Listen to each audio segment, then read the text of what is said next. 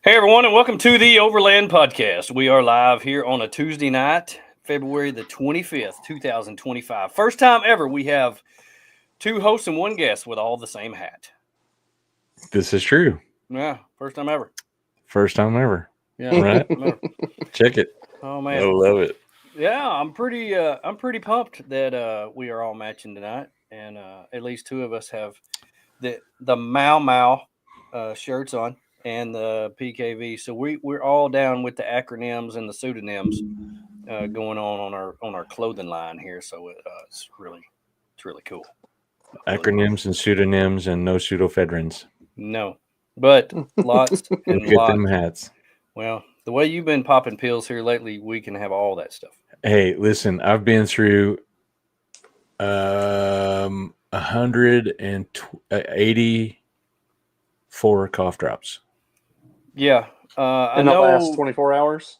No. In the last 4 weeks, but like one bag was 160 cough drops. I was buying the little sampler bag, and I was like, oh, this ain't gonna work. Last week he texted me a picture that it was like 15 cough drops, and he said we're fixing to have a crisis because it was the day of the ice and the snow and everything was closed. And that was pretty funny. Hey, I want to give a shout out to Baker Overland. Thank you for making the run over to Tony's place. Yes, sir. And bringing him the lid. So I really appreciate that. He's not feeling good either. I hope it's just like dust and allergies from this weekend. Because, yeah. Anyway. Yeah. Thank you, buddy. No kidding.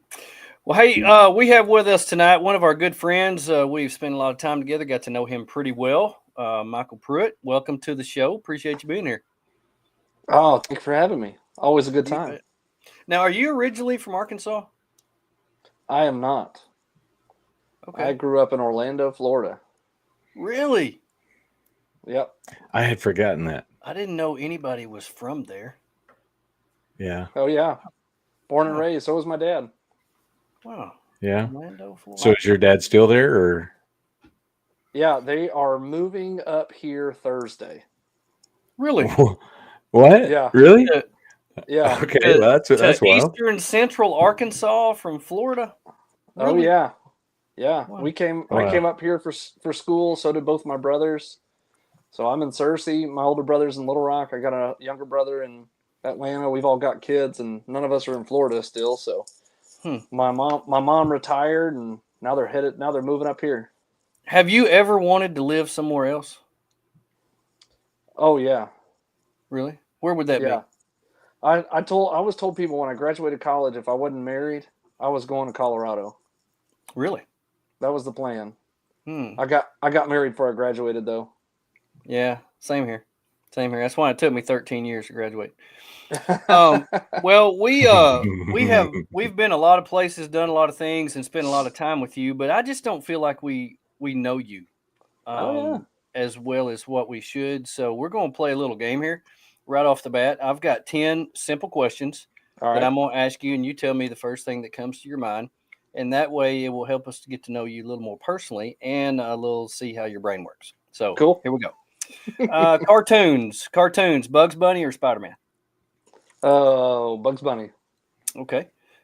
Meat, steak, chicken, or fish? Steak.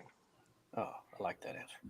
If you could choose a superpower, would it be flying or invisible? Ooh, that's a tough one. I know. I think flying. Oh, yeah, that is a tough one. Which are you more likely to binge watch, Friends or Seinfeld? Friends. Oh, I was really not expecting that. Given the choice, Jeep or Toyota? This is one I've been wrestling with for a while. Yeah, I think I'm leaning Toyota though. But it's like a 51-49 split. Okay. I was gonna say I know where there's a built Gladiator for sale. Needs nothing. It's only $65K. Oh, that's it? Chump change. Mm-hmm. I'll probably trade him a knife for it. Yeah. Even swap. Maybe even two knives. Maybe two. Yeah. Okay. Who in your opinion is a greater hero? a fireman, or a police officer? Ooh, I'm going to go now. police officer. Okay, gotcha. Yeah. That's perfect. Perfect. Resource officer, to be more specific. Shirt preference, tucked or untucked? Untucked, always. Okay. T-shirt or button down? T-shirt. Okay. Sleeves or no sleeves? Well, it depends on the occasion. If I'm dressing up, sleeves. Daily wear, no sleeves. No sleeves. You gotta show off them muscles. See, look, I dressed up for the occasion. I got sleeves. You did wear sleeves. Yeah. If money was no object, would you rather buy a mansion in town or a cabin in the woods? Cabin in the woods. Which name are you most likely to holler around a campfire? Tony or Benji? Tony!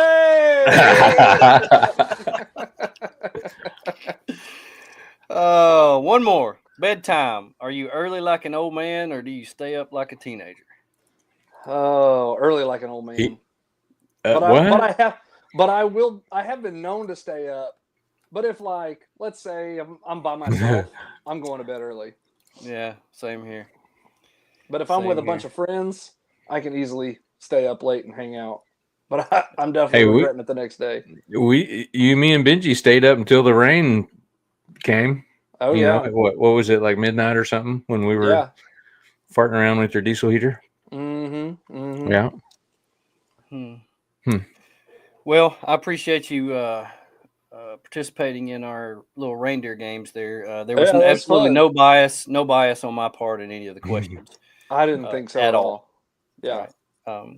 So I appreciate you participating in that. Now, we've talked about this before, but I want you to give us a little background about because you are a knife maker. You make knives. You create knives because I believe when you create something, you make something from nothing. And so you take, nothing and make something out of it. And I love that. But what developed your first interest in ever wanting to ever make a knife? I mean, what guy growing up doesn't think knives are cool? And so I've always, started when I was younger, finding the sweet gas station knives that look absolutely ridiculous and are completely useless. And they're $9.95. Yeah, you can get like 12. Yeah. Yeah. And but it kind of became like a very realistic draw a few years ago when I was looking for I kind of missed working with my hands. So I grew up in construction, and so I kind of missed labor type work. And then was it like a that, COVID era thing? Yeah, kind of. Yeah. Because I had stopped working as a PT in a clinic in fall of 2020 and took some time off. And so at the time I was looking for something that I could do to be kind of self-sustaining, something I could do that my kids could get involved with if they want to go into business, and that, give them growing up, I didn't have to ever go look for a job because I could work for my dad. So I wanted to provide that opportunity for my kids. So they want a summer job or whatever, since we homeschool, they could work all year round. They'd have the opportunity to come work for me. And so the more I looked into it, I was like, man, it just hammering hot steel just seems really fun. And of course that was, I feel like Forged in Fire was really getting super popular. So I started watching it and I was like, yeah, that's something I really want to do.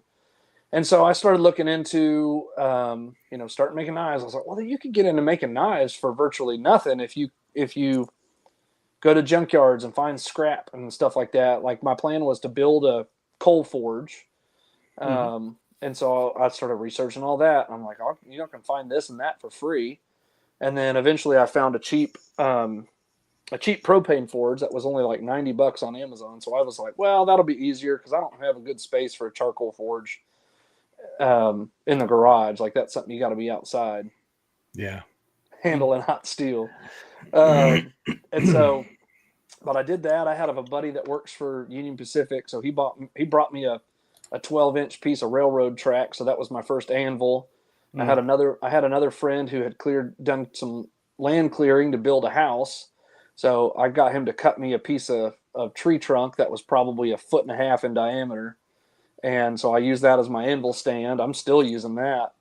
And so just little things like that. I found, some tools here and there for super cheap on Marketplace. And then I just started.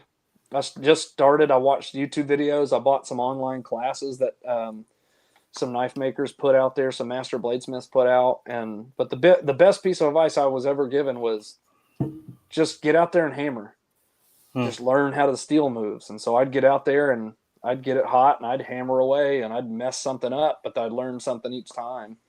And so it just kind of became like I didn't ever want to go into debt with it. So I'd make a few things and I'd sell 1 or 2 things, and then I'd use that money and put that right back in the business and slowly work on getting a better piece of equipment for one thing or another. And then, so you didn't go to Bubba University and learn how to make knives. You actually just taught yourself how to do it then. Yep, that's exactly what I did. Anybody that you anybody's influence that you followed at all? I'd probably say the number one influence was Jason Knight. He's a master bladesmith in East Tennessee. Yeah. Hey Tate, what's up, man? But he was the big one. So he puts out a lot of really just awesome educational info on YouTube, and he's the one I bought classes from. And one day I hope to actually go to his shop and actually take a class in person with him. But his style was very, very interesting to me. So I really enjoyed that. And so I'm always looking at his stuff, and he does a lot of forge to finish stuff. And the forging is the thing that drew me to knife making the most. And so that's the part, I would say that's the part of the knife making process I enjoy the most. Is I have a question on that. So why is it important to take the time to take a piece of steel and forge it instead of just going on eBay and buying knife blanks that are all over eBay and just putting a handle on it? What's the difference, and why is that such a big deal? I think a big part of that is the ability to create it. So you can buy knife blanks that are good steel, and you can heat treat them and put a handle on them, and it'll be a really good quality knife. For me, it was the creative process of forging it. That creative outlet, that was something else that kind of started this whole getting into knife making, was because I thought, as we get older, we lose the desire to create, whether it's drawing or painting or sculpting or whatever. I think we lose a lot of that desire, and part of that I think is just because in school we're required to do it, and then you get out of school and you're not required to do it anymore. And the further I got away from it, the more I thought, man, I really missed that, because I really enjoyed art, the art classes I took when I was in high school and stuff. And so this was just a way to kind of have that creative outlet to forge stuff. Well, I think you go ahead. I'm Tony. sorry, I was just going to say, and you've also inspired your boys to sort of have this creative side and develop it in making things, right? I mean, yeah.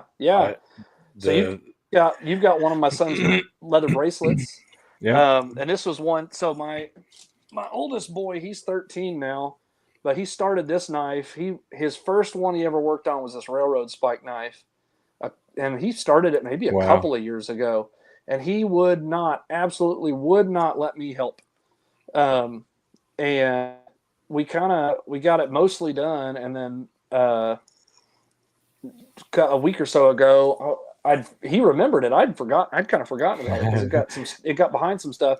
He goes, "Hey, can we finish sharpening that knife?" And I was like, "Absolutely, we can." So we got out in the shop, and again, he wouldn't really let me do it, but he'd let me talk him through it and kind of guide him a little bit. But he wanted to do it all by himself. But man, I'm going to put a reel out hopefully this week. But that sucker is sharp, and he just did an awesome job with it, I thought. That's cool. Nice. That's really nice. Well, tell us about your first knife making experience. How did that go? You still have it, don't you? Oh, yeah. I wish I had it in here with me. It's out in the garage. But I would say the first couple things I did was those railroad spikes. But the first like knife I made out of leaf springs was like a big camp knife, and I started with the full piece of leaf spring. I didn't cut it at all like I do now. But I hammered on that thing for 2 days over the span of about 10 hours total. And man, it was grueling. And I made the tang of the knife so big that if I put a handle on it, you wouldn't have been able to hold it. And so I just wrapped it in some paracord and sharpened it. And I was like, all right, that's my first knife. So it hangs on my workbench out there. And I made it, about 3 years ago, I guess now. Right on. That's awesome. Well, Right I remember when I got into leather work, I started making wallets. And the very first wallet that I made, I worked on that sucker for a week and hand sewed it and hand tooled it and stitched it all together. And when I got it together, everything was too small because I didn't allow for the stitching. And so when I went to put a credit card in there, nothing would fit. When I went to put my driver's license in there, nothing would fit. A dollar bill wouldn't fit. Yep. And so it was a definite learning experience on that first time, and you just have to figure it out. Yep. So if you don't have somebody there telling you, hey, you got to watch out for this, you got to watch out for that, it is definitely a learn as you go type Oh thing. yeah, That's always fun. Trial and error for sure. Oh, lots That's of right. errors, lots of errors. Oh, yeah. Sure. What's the most valuable lesson you think you've learned being a bladesmith? Appreciate the process. That was something I got into hunting not long before I got into knife making. Like seriously into bow hunting because I had the time. I was taking time off, and so my buddy who has been bow hunting religiously September to February since he was a kid. Took me out and kind of taught me everything he knows, and you can get real discouraged real quick deer hunting with a bow on public land. And so we would go and go and go, and that was something I was like, this is I don't know if this is worth it. Of course, by the time when I finally got my first deer, it was, my whole body's shaking. I'm so excited. I can't believe I finally got something. But it was still one of those, like, hunting is about the process and not necessarily about the end result. And that's what I think that's kind of life in general. If you can't appreciate the journey and the process there, it kind of takes away from the end result. And there's a lot of things in life I feel like there isn't really an end result. It's just a process and a process and a process and a process. Right. And so with the knife making, that's kind of how I've learned. And even with like leather working, I do not like leather work. I don't like it, but I love how leather sheaths look. And so I still do it, and I've learned to appreciate the process of it, of all that. So that I'd say that's the biggest thing I've learned from it. Now, through this knife making, you've really gotten intertwined with the overland community, and you have been out camping, wheeling, all kinds of stuff. You've met amazing people and got to do some really cool things. Tell us how the two have really come together, the knife making and the overlanding. Well, I'll say I got into the overlanding world community because of knife making. And so that all is because of Caleb Baker Overland. And so I've been watching his videos for a long time. He's my wife's cousin. And then on top of that, me and my wife have always been really good friends with Caleb and his wife. And when they lived closer to us, we used to hang out with them all the time. We were just talking about that this past weekend, actually. And thanks, man.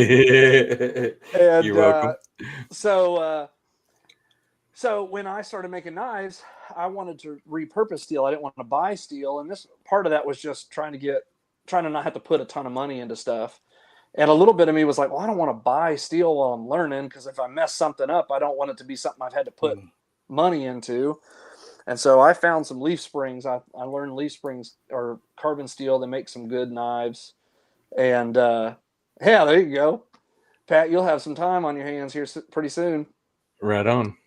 And so I like, all right, leaf springs. These will be good. I can get a ton of steel out of a pack of leaf springs. And so I started making them out of leaf springs. And Caleb and I were at a family event, and we got to talking about the knife making stuff. And he when I told him I was making them out of leaf springs, he was like, "No way, that's so cool." He's like, "I gotta have one." And so he bought one of my first knives I ever made, and he still has it. He still uses it. And he got me connected with some of the events, and he was like, "You need to come to these events and sell your knives. I think people will think it's so cool that you're making them out of truck parts." Yes. And so, and of course I did, and met some awesome people. And as I did an event or two, I was like, "Man, this is really cool." Like I got to go out on a trip with Caleb. I guess it was only like 2 years ago. I actually went out with him, and it was a big trip with Benji. It was the trip that just happened this last weekend. That was the first time I met Tony. The inaugural trip. Yeah, the inaugural shenanigans trip. Yeah. And so it just kind of snowballed from there, just because of the leaf springs, and it just kind of gave me my niche for a good market, because I wanted to be somewhere I wasn't with a ton of knife makers. I wanted to kind of be the only knife maker. Hey, Kate. And I've just really enjoyed it. And the more I do get involved with overland stuff, the more I want to do it. And then, of course, somebody gave me the idea. All my knives were made out of some 86 Chevy C20 leaf springs. And somebody was like, "Hey, you need to get some Tacoma leaf springs and some Jeep leaf springs." And I thought, well, that's a great idea. This is a great place to get a bunch of leaf springs, because all these guys are replacing them anyway. So I just usually, if I'm in need of some leaf springs, if I just hop on one of the pages and ask who's got some laying around, and usually somebody does.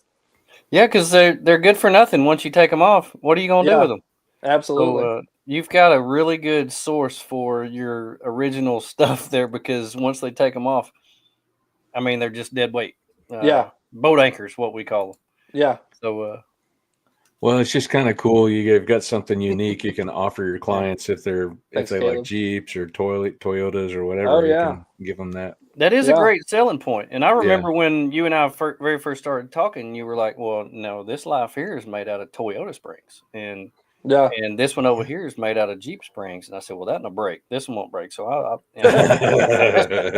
and so it was, that's a selling point, because people are die hard for their vehicles, whatever brand they're on, and most people, once they get with one, they stay with one. And so that's a huge thing. But you've also had some very unique leaf springs given to you to make knives out of too, haven't you? Oh yeah. So that was really cool. So Ed, and I may have his last name wrong, but it's Geisen or Geisen. I'm not sure how to pronounce it, actually.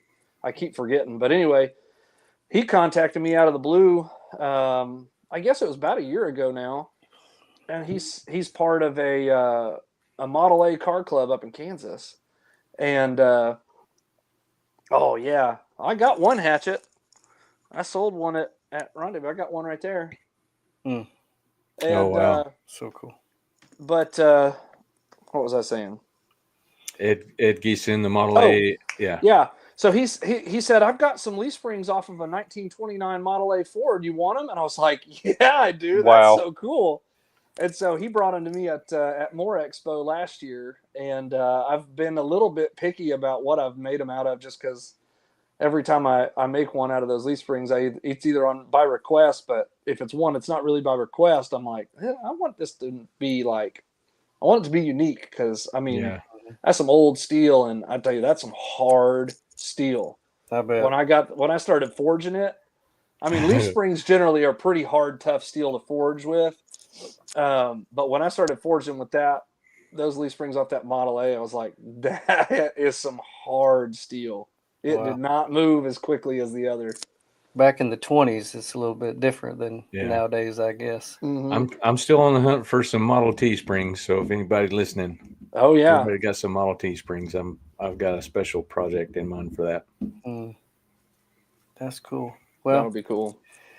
Can you break down, for those of us who have zero idea? We know you start with a leaf spring and you end up with a knife. What's the process? when you get the spring, how is the process of making it into a knife? How do you start?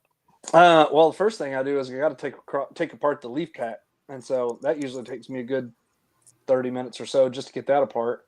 I finally got smart when I had some that I needed to take apart. I was like, I only need to make 1 or 2 knives out of this, so I just got my angle grinder and cut a piece off, and then I was like, okay. So what I generally do though is I'll take the leaf pack apart, and I take the whole length of the leaf spring and I cut it in half lengthwise, and so I have the full length but only half the width. Because there's so much steel there. They're usually 1/4 to 1/3 of an inch. I've got some Dodge 2500 leaf springs that are like 1/2 inch thick. I mean, it's just so much steel there. Wow. But I'll take that. I'll grind all the coating off of it. Once I've done that, I'll forge it out. That'll usually take me an hour or two just to forge it out. Once it's done forging, I'll clean the profile up on the grinder. I'll drill the holes for the pins.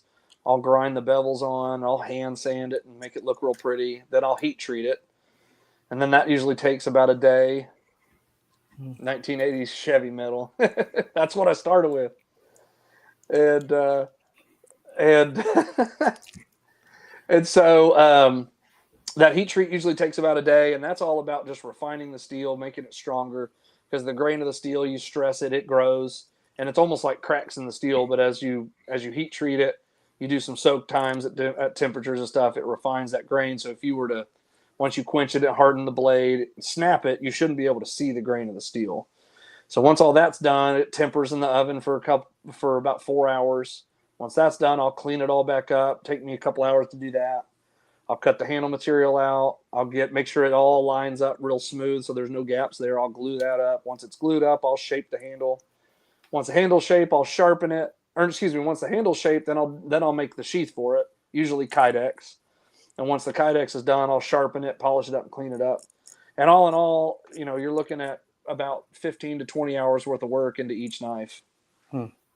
Somewhere in there, you have to assault the paper towel cardboard roll where you. Oh yeah, you gotta do a video. You didn't even say about a video. Oh yeah, then you got to make content. Yeah, and that's another 12. That's another 12 hours a day. I've got a whole stack. I've got a closet back over here. I've got this huge stack. Every time we finish a paper towel roll in the house, it goes in that closet. So I've got plenty of paper towel rolls to chop through. Reuse and repurpose, right? Yeah. You need to when you go to Jasper Jeep Jam, put you out a box that says "empty towel rolls, please," and you could get some donations. For free video content. So that's not a bad idea. How do you design the shape? You were showing us before we went on air some of the knives that you had done, and you called it a certain cut or certain shape or something like that. Do you draw that out, or do you know your shape, or how do you form the shapes? Sometimes it depends. So if I'm let's say I'm doing an order. So I just recently took an order from a fella, and he had some ideas. He's like, I really like this knife because this is the knife I carry. I call this my little buddy design. But that one was drawn out before I did it because I wanted just a simple drop point knife with a nice fat belly. It's great for every day. A great skinning knife. Not terribly big. But that's what I carry. But he wanted something similar to that, but he made some tweaks to it. So what I did for him was I drew it up and got the dimensions of it and everything for him. And he's like, yeah, I love it. That's perfect. So I'm like, okay. So when I start forging, that'll be sitting on the workbench, and I'll probably even cut this out and then trace it with a Sharpie on my anvil. So I can sit there and compare it to the drawing as I'm forging. And that's after the forge or before the forge? That's before the forge. Okay. Yeah, so I'll draw that out before I even start forging. And so that's sometimes I'm just like if I'm sitting in the living room at night, in the evenings, and I want to start, I'll do a little bit of drawing and just see what I come up with. Other times I'm like, I don't even know what I'm going to make. I'm just going to start hammering on some steel and see what happens. And that's actually how I came up with this design. This one's my Mallard design. So I just started forging. So that one right there. So I just started forging. I forged the point in it, and I didn't really pay much attention to how there's steps along the process to finish in a certain shape. And so I just kind of followed the process, but I didn't try to manipulate it any special way. And when I got the blade shape, I was like, I really like that. So then I finished forging out the handle bit. And after I got done with that, I traced it because I was like, I'm definitely making more of those. So sometimes it's just I'm out there and I'm hammering hot steel and I have no idea what it's going to end up looking like. Sometimes I'm like, I don't know if it's going to be a small knife, it's going to be a big knife, it's going to be a kitchen knife, it's going to be a camp knife, it's going to, those are the days where I'm feeling super burned out and I haven't had a chance to be real creative with it. So I'm like, I'm just going to start hammering and see what happens. One of the things I like, you talked about, taking the time with your client and figuring out the blade design. Mm-hmm. But what I find really interesting is you also take the time to figure out the handle design too. Like if somebody has a wide palm, mm-hmm. You figure out the length as well, not just the blade design, but the length of the handle that fits your client. Yeah. Yeah. Or, I mean, that's something that we discussed anyway. Mm-hmm. And I've done that with several, and I remember doing that with you. And I did you really liked the mini cleavers, and but you're like the handle's just the handle's just a touch short for me, and so I was like, okay, so I need to lengthen that handle up for Tony. And I think we even talked. I was trying to be incognito about it because I think at that point, Arla was already. Yeah. I think Arla had already had it in the works, so I was like, well, show me because you got wider hands. What would fit your hand? And so we kind of looked at it, and so I got the idea of how wide it would make it, and then it turned out good for you. So I was glad that worked out.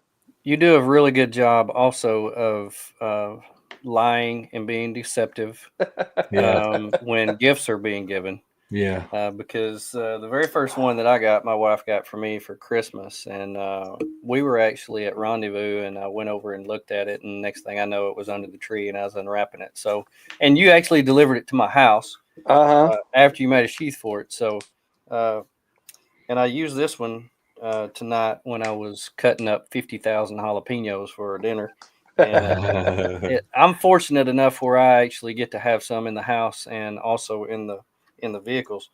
But I use these at home almost every day. When we're cooking, this chef's knife right here it's my very first one that I ever got, and it is absolutely incredible. I use it almost every day, and I've got the stuff to take care of it, and I wash it and I treat it like one of my children. Love it. So you like to chop broccoli with it? I don't chop broccoli. You don't chopping broccoli? Chopping broccoli. I don't chop broccoli. I buy my broccoli already chopped, and but some broccoli fillets. I love it. But I just want to throw that out there because Tony and I have both been a victim of your deception and deceit. One has been gifted in the works. We're going to give you a pass too. Yeah, I'll tell you, surprise gifts are some of the things I love to do. So it's always fun. To get to sneak around and get someone surprised with a really cool thing. So yeah, you go around looking at it, and then next thing you know, you're getting it, open it in a present. That's just outrageously cool. Yeah. So you're talking about the design and the process. Which part of the process is the hardest part? Which sets it apart from being easy and hard? The hardest part, and sometimes the most frustrating part, is making sure that the handle and the tang of the knife match up, so there's no gaps. And so, what do you mean by the tang? What's the tang? So it's not that drink from the 70s, is it? So the tang on the knife. Let's see if I've got one unfinished. Oh, I've got one unfinished right behind me. Let me grab it real quick, and I'll show you. I'll see you after the show, but I got a surprise. She is waiting for her surprise. Something like that. Oh yeah. Okay, so the tang of the knife is just the metal portion of the knife, of the handle of the knife. So for me, I do what's called a full tang knife, or a full tang handle. So this is the tang. Okay. And so the full tang means that the tang of the knife is the full size of the handle. So you can see with a full tang knife, the tang is exposed in the handle. Okay. So all that steel there is just the tang. Mm-hmm. And so what I'm doing is I take my handle material, and as you can see there, let's see if you can focus in on that. There's no gaps in that handle all the way down. Mm-hmm. That is something I'm very, very meticulous about because, I mean, one, especially like if it's like going to be like a kitchen knife or something, you don't want the stuff to get down in it.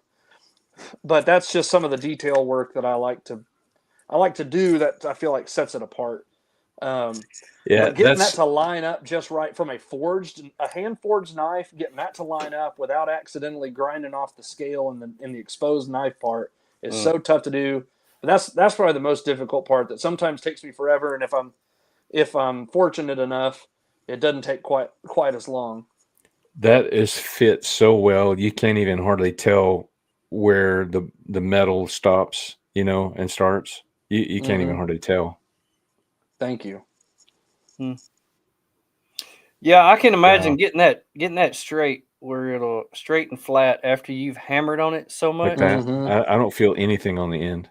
Love it. Every time I hammer on something, it doesn't stay flat. It gets crooked really quick. And so we must have a different hammering style. You know what my favorite thing is? The black patina that you do. Oh yeah. I don't know if everybody can tell, but there's like a lot of the blades, you have the shiny part on the bottom, but I love the all black look. Yeah, that's a fun one. And when you force that patina, put some soak it in vinegar, and it darkens that blade, helps give it a little rust protection. Baker wants to know if your knife is pink, Tony, and yes, his knife is pink, and Arla's is the black one. So this one's mine. The pink handle knives are handy. The pink handle knives are handy because you know where they are when they drop them because they make that sound when they hit the ground. Yeah. Oh. Pink. No. When you drop them, they go, "Oh yeah." Yeah. Usually we're wearing shoes that would not stand up to a drop knife, so you're trying to do the dance like you're dropping a bomb on your foot. Yeah, that's happened a couple times, and I learned very quickly that is the sharpening of the knife is the very, very, very last thing I do, so that once it's sharp, I'm not having to handle it anymore. But yeah, I have knocked the tip off of some knives dropping them, and they hit that concrete. But I got me some leather.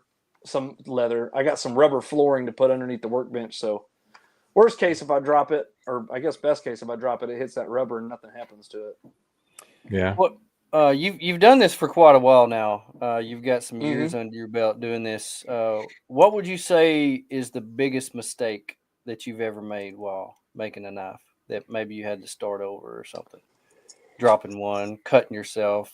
You don't have any appendages missing. No, thankfully. I have thankfully not had any huge mishaps. That's good. I have had some knives that I've had to start over. Just because it wasn't quite what specifically for an order. I had a knife I was doing for a guy, and as I was forging it out, I forged the blade a little too short, and I mean he had a specific length that he wanted, and I got it forged out, and I thought that's not what he's ordering, and so I was like, well, I'll set that one aside and I'll just start over. And I mean, I've cut myself plenty, but thankfully it's always been mild. And I burned myself pretty good a few times, but it's like I said, I've been very fortunate not to have any major incidents.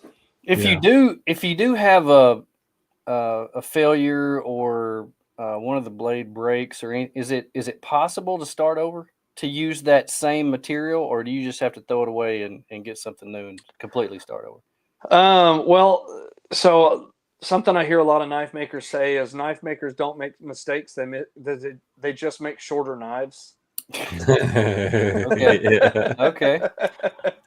But I would be leery of taking a knife that broke that after I've done the heat treat. If I broke it, either it could be just because I dropped it when it was hard. And sometimes if you drop a knife on the concrete floor right after you've hardened it and before you tempered it, it's likely to break several times because it's so hard. And when it's at its peak hardness after you've quenched it, it's very brittle. And so that's why you temper it, because it brings that hardness down just enough to where it won't break. But I have dropped a knife a time or two on the concrete, and it didn't break, thankfully. But it scared me half to death. I thought it was going to. I'm going to have to start over. But if one were to break, I would not feel good enough. I wouldn't feel confident enough in that knife to still still sell it, just because there may be other flaws in the blade that I don't. That to me, it's not up to the PKV standard. Yeah. If you could make a knife for any historical figure, who would it be? Who would you want to carry the PKV knife? I've never thought about that. Huh. Yeah. Davy Crockett. I mean, that's I was thinking like Davy Crockett or Daniel Boone or something like that. I'm gonna take. And so right now I'm reading the. I don't know if you've ever seen Caleb's. It was a video he did maybe a few years ago now, but it was Finding Erskine's Grave. It was like the Ghosts of the Piney series he was doing. And so I bought that book by Gerstacker, and it's Gerstacker's diary. And so a little bit. I mean, not just because that's fresh on my mind, I'm like, I kind of want to make a knife for him. He's got a pretty cool, interesting, adventurous story, coming from Germany all the way to the Ozarks. Bear hunting. True. Nice. What's the most challenging knife you've ever made? That one right there. Oof. What made it the most challenging? A couple of things. One is recurve knives have been very challenging to me. However, the recurve knife is one of my favorite blade shapes. So that's one I actually just did recently.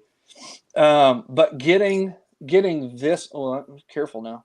Getting this bit right here sharp, and that initial sharpness on it, the way I sharpen my blades on a belt, on a small belt grinder, is quite difficult. And so there's an even more freehand, because usually when I'm sharpening my knives, I set them on the grinder and I can use that tool rest as a guide.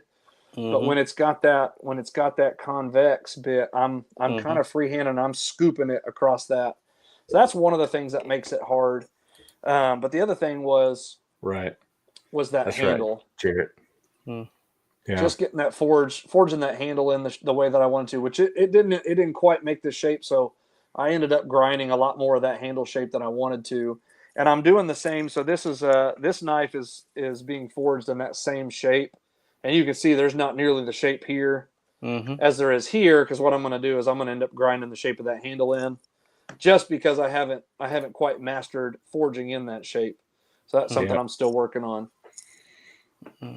That's cool that you're working on new things all the time and trying to get better. I love that. Oh yeah. Have you ever had a really unusual knife request? Yes, I have. I can't think of the name of who it was, but I did that knife for them.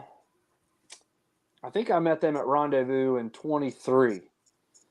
And it was a couple, and then she had a 511 knife, but it was a folding knife, and she wanted that exact same knife, but in a fixed blade, which is all the knives that I make are fixed blade knives. And as we were talking about, I was like, oh yeah, no problem. I could remake that for you. You know, that won't be an issue at all. And so, but they didn't have it with them at the time. And so, I got home and I didn't hear back from them for a little while. And then about 2 months later, they messaged me and they sent me a picture of the knife they wanted. And I was like, I don't know I'm going to be able to replicate that. It was funky. And I wish I had the picture I could show you. But it had some finger grooves in it that were really odd. It was a very, very oddly shaped knife. And it's usually when I do a knife order, I'll take a deposit and then I'll do the knife. And then when it's done, they'll pay the rest of the balance. And on this one, I was like, please don't pay me yet because I don't know if I can do this for you. But I told him, let me make sure. What's up, Justin? I told him, let me make sure I can do this knife because I don't want you to pay me and then not be able to do it. And so I managed to get it done, and they were very happy with it, which I was tickled to death that I was really pleased with it. But it was a very oddly shaped knife. Wow. I thought. You've been at quite a few events Mm-hmm. in the past couple years. Do you enjoy doing the events? I do. I really do. I'm so I think Caleb describes me as the most extroverted person he knows. And so doing shows and stuff, I really enjoy it. I just like being around people. Well, Yeah. you have one of the most interesting booths at any of the events because you actually forge on site. Oh yeah, I remember at Rendezvous last fall, you were doing everything you could to get away from the sun because it was so hot with the sun and the Oh, yeah. forge and everything. I mean, you were probably losing 5 pounds a day. Oh man, yeah, it was hot. so It was it's- hot at Rendezvous this last It year. was really warm. Man. But love how you do everything on site. And we have an event coming up in just a few weeks, Jasper Jeep Jam. And Cajun Kais said, how many knives are you bringing? What's the normal for you to bring to an event? 15 to 20 is pretty typical, or at least that's what I shoot for. I think I've only managed to do one event that I actually brought 20 knives to. And I can't remember which one that was. But here so I've got, let me count them real quick. I got 1, 2, 3, 4, 5, 6. Let's see. That doesn't seem right. I feel like I got more than that. I think I'm going to have about 11 or 12 knives and one hatchet at Jasper Jeep Jam. I've got 3 knives I just forged out yesterday that I'm hoping to get those 3 done in time to have those ready for the Jeep Jam also. So, but let's see. Yeah, never show up and set up next to Pruitt with a migraine. You got that right. That you was do Jared have the loudest booth most of the time as well. Yeah, and that's not just because of the hammering. Yeah, no kidding. You also, when you go to these events, you also will be visiting with everybody and taking special orders, correct? Yes. Yeah. Okay. I So if usually somebody take quite a has few an orders. idea of something that they want, drawing, picture, anything like that, they can bring to you and say, hey, I was thinking about this, and that starts the discussion. Absolutely. Special handle color. Yep. You know, if you need something that matches your truck. Yeah, like Meowberry. Meowberry. Well, that's good. That's good. Custom service. Always. Absolutely. Always. What's your take on mass-produced knives versus handmade, homemade blades in a garage in Searcy, Arkansas?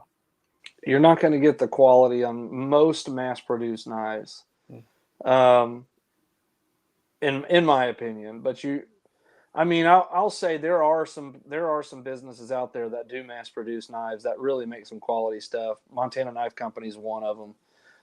I really enjoy following his because he's a master bladesmith. If I remember correctly, he's the youngest master bladesmith that ever earned his master's. I want to say he was a teenager when he earned it. Oh wow! And he does some incredible work. I love his knives. Some of his stuff has been inspirational to me as well because I like to make hunting and skinning knives as well, and he does a lot of those. And so using him as inspiration, but trying not to try to steal another knife maker's ideas. Yeah. And so, but I watch him a little bit because that's kind of the dream I have for Pruitt Knives of Valor. I'd like to be able to do something like that, to where I'm being able to produce large quantities of very high quality knives for folks that are made in the USA, and then continue to do my hand forged stuff because even a good quality knife from like Montana Knife Company, I don't think anything beats a hand forged knife, no matter who made it. I mean, it's just there's some artwork and there's skill that goes into it that just is unmatched with something that's just been, you know, water jetted or laser cut out of steel. Yeah. Yeah, gotta love the art, and I love the time, you know, and the love and all that goes into it. That's what makes it for me. You know, for somebody who's into things that are quality. I mean, if you're into cast iron or anything like that, you know, it's so much better than you know, just anything that you can get out there at Target, and it's going to last a lifetime, and you'll be able to hand that down to uh, generation to generation. And you know, if you teach people that come after you what it means and what somebody went through to make that, it's you know, it means so much more to me to have something like that. So yeah, These are heirloom quality, so they'll be around long after I'm gone. Yep. Yeah. Buy it nice or buy it twice. You got that right. Right. Yeah, exactly. I love it.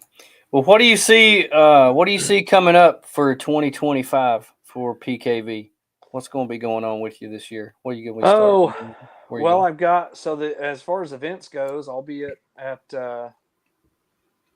thanks thanks Kai, thanks Podna. I've got Jasper Jeep Jam coming up next month. Really in like what 2.5 weeks. 2.5 weeks. March 13th through the 15th, if I remember correctly, and then I'll be at More Expo in April. I want to say 24th and 25th. So that's what I got coming up here pretty soon, and then in the fall, late summer, fall, you know, I'll be at Overland of America in September, and then I'll be at Rendezvous in October again. So how, other than orders and selling at events, how else are you selling knives? I mean, I'll take orders at events. I'll do orders there. I'm doing them on my Facebook and Instagram page, and then I've also got them at Midwest Adventure Outfitters. That's right. I've got a custom design that is only found at Midwest Adventure Outfitters. It's called the Mayo. Cool. It's called the Mayo Sax knife. It's designed after the Viking Sax sword, and it's got kind of that funky shape because from my understanding, the belief is that a lot of their swords were broken because they fought so much, and that was generally the shape that they had after they were broken. Nice. And so that's so cool. But yeah, that's the one. So this one's I got this one right here, but the handle color is the match to what he's got currently. I love that blue. It turned out really pretty. Yeah, that's beautiful. And that's a polished blade, isn't it? Yeah, so this is one. So this is something I'm starting to get into is more some stock removal stuff. So I can do larger volumes of them for shops and things like that. If they want to carry some of my knives, I can do them for a little bit cheaper because it doesn't take quite as much time to make these. And so, but the heat treat, you know, the quality of the knife, the whole, you know, the edge is going to hold and everything is still the same quality as something I've hand forged. Nice. What's your warranty on a knife when somebody buys one? You ever need anything done to it? You need some upkeep, sharpening, anything like that? Bring it to me at a show, or if you want to mail it to me, and I'll take care of it for you, no problem. And then if there's something that happens to it, breaks, chips, whatever, if it's something that a knife should be used for, I will replace it if need be, or I'll fix it. If you are doing something that a knife shouldn't be done with, I might not. Yeah, if you're using it as a pry bar to open up your a pry bar, you hitting it with a hammer or something like that. But for the most part, if you're using a knife the way it should be used and it breaks on you, in my opinion, that's my fault, and so I'll fix it or replace it. Nice. I just don't see one ever breaking. I just don't. That's one reason why I chose. That's another reason why I chose Leaf Springs, because it's such a tough steel. That it's known to be a good, tough, and that 5160 generally is what spring steel is made out of. And so, and my thought was I want to make some camp knives that can take a beating. And I've known some guys that have hit them with a hammer before, and they were fine, but I wouldn't recommend it. I cannot say that I have not split wood with mine. With the knife and the hammer. No. I have listen, I have a Walmart knife and hatchet thing for splitting wood. Well, I'll say I've split wood with this right here. Truck, but it gets wrapped in a towel. Yeah.